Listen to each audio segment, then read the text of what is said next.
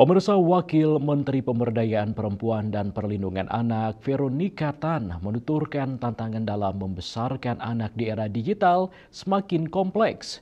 Untuk itu pihaknya memberikan perlindungan anak dan keluarga sebagai upaya untuk menjamin hak-hak anak dan menciptakan lingkungan dan keluarga yang aman dan sejahtera.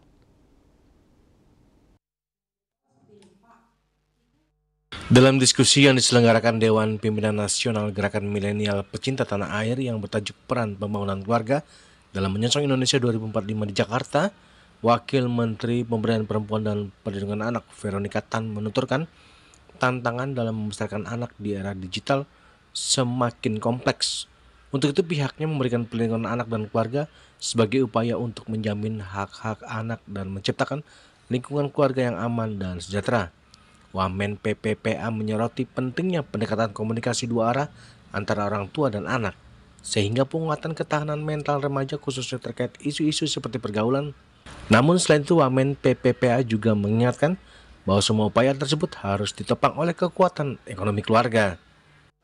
Kalau di tusinya kita melekatnya adalah bagaimana kita bekerja sama di dalam ruang pelindungan. Jadi istilahnya bagaimana kita punya program-program untuk mental anak juga, bagaimana kita memberikan karakter building di dalam. Nah ini jadi kita lebih penguatan resilience kepada anaknya.